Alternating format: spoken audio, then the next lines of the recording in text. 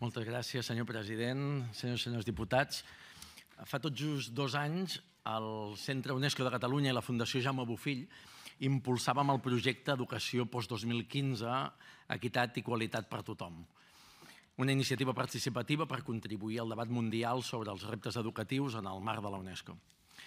El 2015 va ser un any important per la UNESCO. Es tancava el programa global Education for All, es reunia a Incheon al Fòrum Mundial d'Educació i es publicava el document Repensar l'Educació, que vam editar en català i presentar aquell mateix juliol.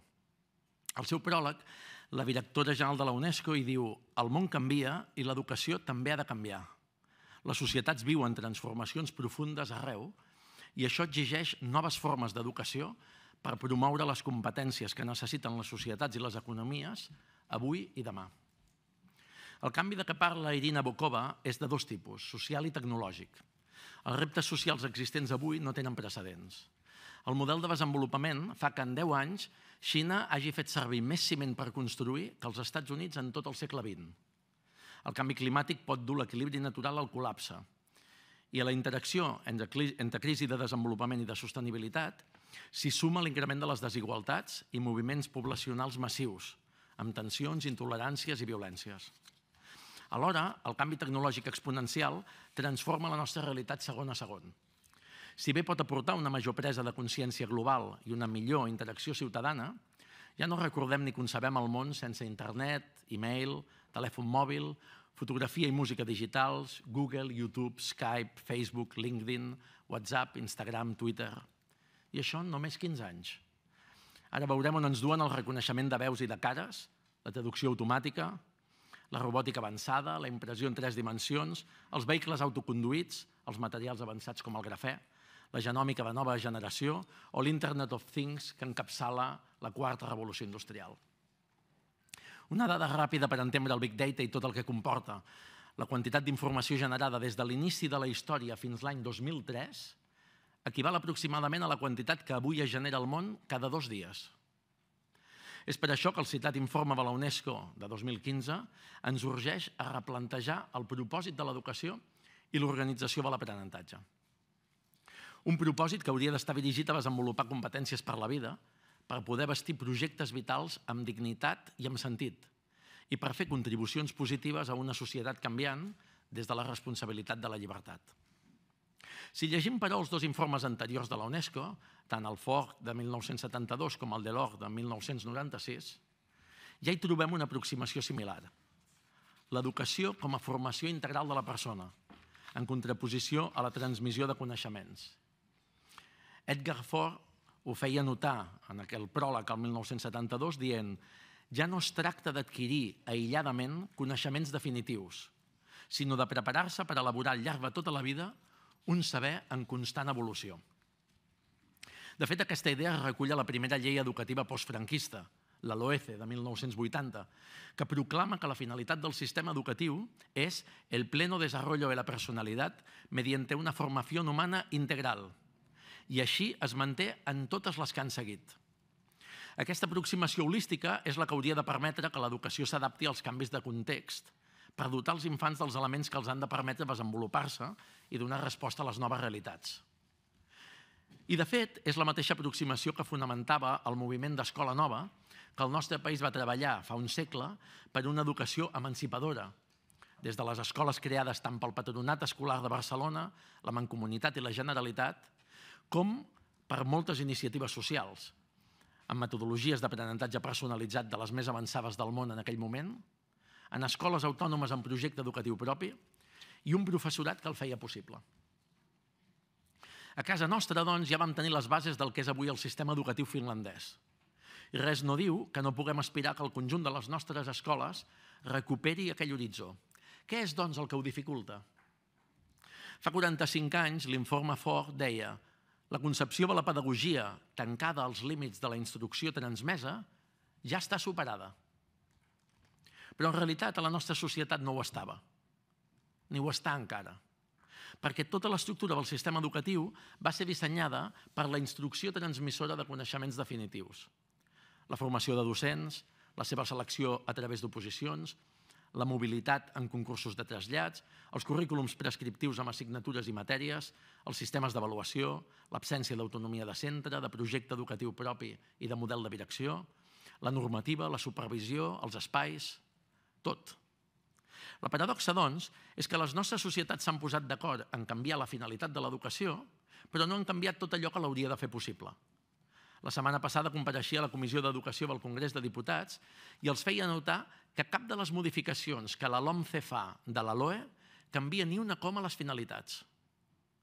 La importància es dona a la llista d'assignatures troncals i obligatòries, de matèries i de temaris prescriptius, d'avaluacions mecànico-memorístiques de retenció a curt termini, elements tots ells d'un model obsolet d'instrucció. Com que l'estructura del sistema educatiu es va fer per unes finalitats diferents i mai s'ha reformulat de manera significativa, tot canvi que fem topa amb el mateix. Per això, quan a casa nostra la LEC i el seu desplegament persegueix un sistema educatiu enfocat al desenvolupament de competències per la vida, des d'escoles autònomes vinculades al seu entorn, amb projectes educatius propis i claustres cohesionats que el facin possible, compromesos amb l'aprenentatge de tots i cada un dels infants, no podem obviar que topa amb tota l'estructura heretada que genera contradiccions i col·lapse. Rosa Sensat ho deia el 1933. L'escola s'ha estacionat i encasellat en el seu dogmatisme i s'ha fet anormal pel seu divorci absolut entre ella i la ciència del noi en constant progrés i entre ella i les necessitats socials. Passava l'antiga transmissió de coneixements definitius al desenvolupament de competències per un canvi. El desenvolupament de competències és un canvi molt gran.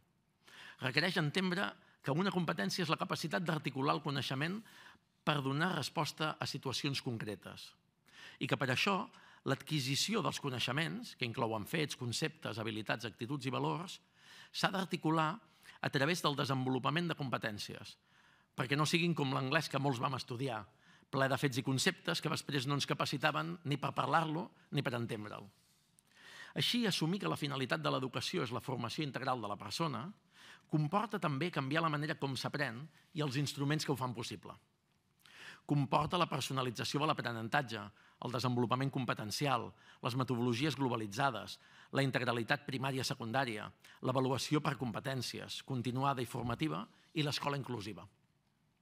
Però el nostre sistema viu en una permanent contradicció. Proclama aquests plantejaments mentre manté una estructura que els dificulta des de la multicausalitat. I per això, moltes escoles creades amb aquesta vocació han vist com els seus projectes, involutivament, reculaven de nou cap a pràctiques més transmissores. Des d'aquesta diagnosi, els impulsors del projecte Educació Post-2015, Equitat i Qualitat per a tothom, vam recollir el guant de la UNESCO i vam concebre una iniciativa de suma d'esforços per contribuir a l'actualització del nostre sistema educatiu. La vam anomenar Escola Nova 21, Aliança per un Sistema Educatiu Avançat. La vam pensar des del diàleg amb diversos centres educatius que comparteixen aquesta aproximació en el seu dia a dia, des d'enfocaments metodològics diversos, però coincidint en el treball per la formació integral de la persona. I la vam impulsar el maig passat amb 25 d'ells, sumant-hi la UOC i Educaixa, i comptant amb el suport de la Federació de Moviments de Renovació Pedagògica, la FAPAC i FEMCAT, i el treball conjunt amb el Departament d'Ensenyament. L'objectiu del programa Escola Nova 21, que vol durar 3 anys, és doble. Primer, contribuir a una presa de consciència de la necessitat de transformació educativa, tot concretant-la. I segon, catalitzar els coneixements i procediments existents per fer possible aquesta transformació. La concreció, recollint el treball de tantes escoles i professionals, d'acadèmics, d'entitats i moviments, però també dels organismes internacionals, és l'horitzó comú per a tota escola que hem anomenat marc d'escola avançada. Aquest marc, que hem debatut i fonamentat aquest novembre al simposi sobre canvi educatiu, coorganitzat amb la UNESCO i l'OCDE, consisteix en 4 elements interdependents. Un propòsit enfocat a desenvolupar competències per a la vida, des d'una visió holística, adoptant els 4 pilars de l'aprenentatge de l'informe Delors, la formació integral de la persona. Unes pràctiques d'aprenentatge basades en el coneixement contrastat de com les persones aprenem, adoptant els 7 principis de l'aprenentatge i la centralitat dels infants, i enfocades al desenvolupament competencial. Una avaluació competencial i global, continuada i formativa, és a dir, al servei del propòsit, I, finalment, una organització viva en permanent actualització, per tal de respondre al propòsit, amb lideratge i formació educatius i oberta i vinculada a les famílies i a l'entorn. Amb aquest horitzó comú, al maig vam fer una crida a 200 centres que hi volguessin avançar perquè s'assumessin al programa, demanant que ho acordessin els seus claustres i consells escolars. Van ser, finalment, 481 els centres que hi van voler participar, comptant-hi els 25 impulsors. El desbordament de la demanda va dur a una nova suma d'esforços, en aquest cas amb el món local, a través de la Diputació de Barcelona. Mitjançant l'important acord que vam signar el mes de setembre, incorporàvem els 481 centres al programa i creàvem una nova acció, l'establiment d'una 60ena de xarxes territorials de centres compromesos amb el canvi de la mà dels municipis. Anant més enllà, aquest gener hem signat un acord amb el Consorci d'Educació de Barcelona, fonamental, per tal que els 118 centres de la ciutat que formen part d'Escola Nova 21 s'integrin en una nova iniciativa conjunta que hem impulsat, que es diu Xarxes per al Canvi. Amb aquesta iniciativa, que a més del Consorci Escola Nova 21 també compta amb Rosa Sensat i l'ICEB a l'Autònoma, l'administració local i educativa es corresponsabilitza d'aquest procés de canvi, tant per a aquests centres com per al conjunt dels de la ciutat. Els 481 centres d'Escola Nova 21 representen un 15% del Servei d'Educació de Catalunya i els seus percentatges són molt similars al del sistema. Un 68% són de titularitat pública, un 40% són o tenen secundària i un 15% són d'alta complexitat. Hi ha 3 accions diferents amb els centres que responen al doble objectiu de generar presa de consciència i mobilització que faci el canvi possible.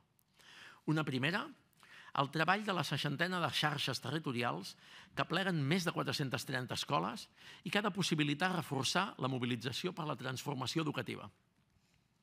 A través d'una reflexió conjunta sobre el propòsit de l'educació entre escoles, comunitat educativa i entorn local, es plantejaran reptes de canvi en base a cada realitat, amb una metodologia anomenada espirals d'indagació, i compartiran experiències, encerts i reptes aprenent entre iguals. Una segona actuació, el treball amb una mostra de 30 centres que representen els percentatges del sistema en territori, complexitat socioeconòmica, mida, titularitat i etapa, amb qui tastarem un protocol de canvi sistemàtic que ens permeti veure si és possible una transformació supervisada de centres cap al marc d'escola avançada. I una tercera, el treball per ajudar a millorar, reforçar i fonamentar els 25 centres impulsors i poder-ne detectar i fer créixer molts més. La LEC estableix que hi hauria d'haver centres de referència educativa i la UNESCO ens demana introduir criteris de qualitat relacionats amb procediment, més enllà dels resultats. Si fa 100 anys teníem com a referència l'Escola del Bosc i l'Escola del Mar i el seu exemple va ser tan fort que encara avui els inspira, hem de reforçar i multiplicar referències que ajudin a transformar el conjunt del sistema. Hem pensat en aquest sentit que seria bo que la directora d'un d'ells, Agnès Barba, avui també pogués comparèixer per compartir el seu punt de vista. Agnès. Bona tarda, president, senyores i senyors diputats. M'adreço a vostès com a mestra que des de fa 8 anys faig de directora d'una escola pública de nova creació a la ciutat de Barcelona. L'Eduard Batllori ha fet una clara diagnosi de la realitat a la que ens trobem actualment. En aquesta realitat ha destacat quina és l'estructura que emmarca el nostre món educatiu i quines són les finalitats reals del sistema. El segle XXI ens ha situat en un nou paradigma social, tecnològic i científic.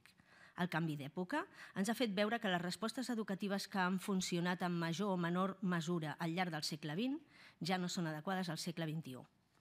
Que els objectius educatius, les metodologies, les estratègies i les eines han de ser coherents amb tot allò que el coneixement existent sobre l'aprenentatge ens diu. Això és el que hem vist les escoles que volem treballar d'una altra manera. És per tot això que, recollint la tradició que ens precedia, que ja fa anys diversos centres ens van plantejar la necessitat de crear projectes educatius propis i singulars.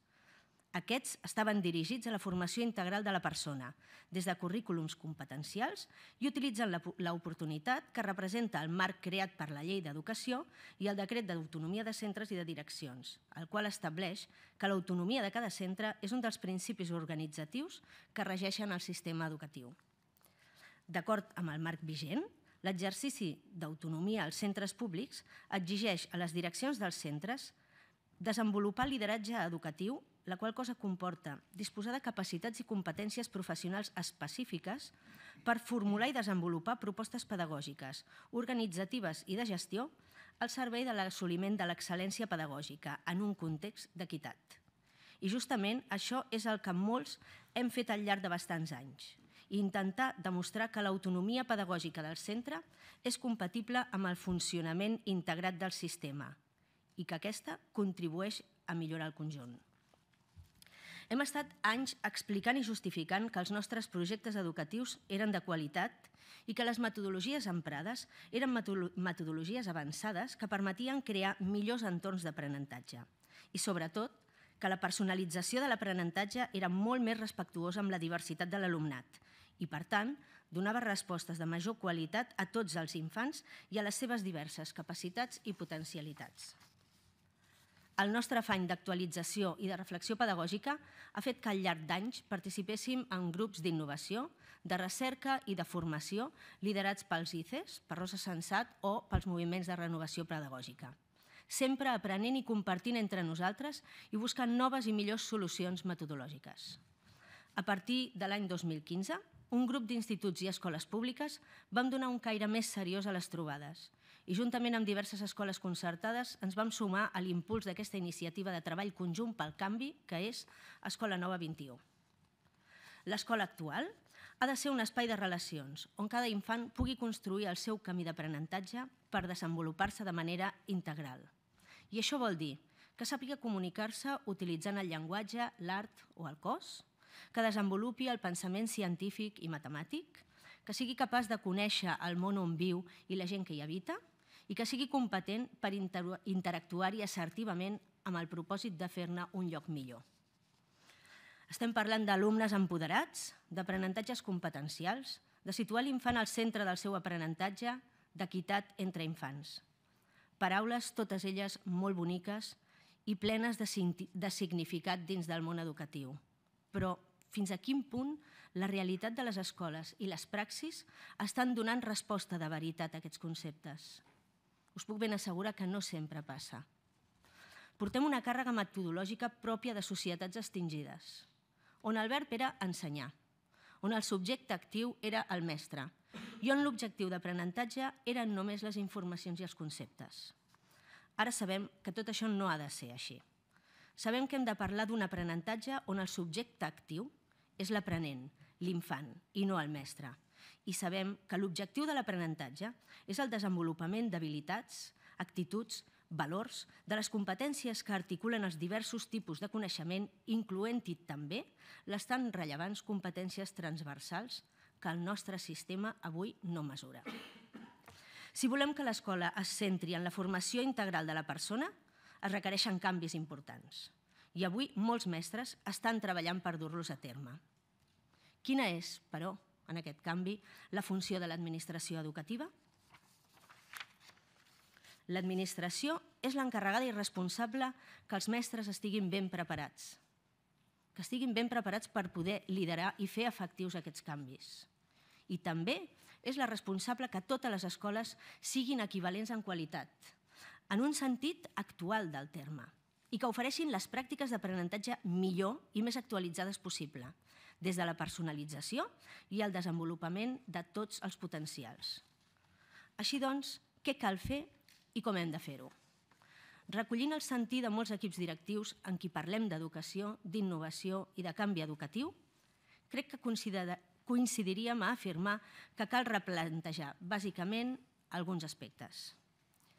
Cal que el disseny del sistema sigui consistent amb la finalitat de la formació integral de la persona, actualitzant-lo, i que currículum i avaluacions siguin veritablement competencials.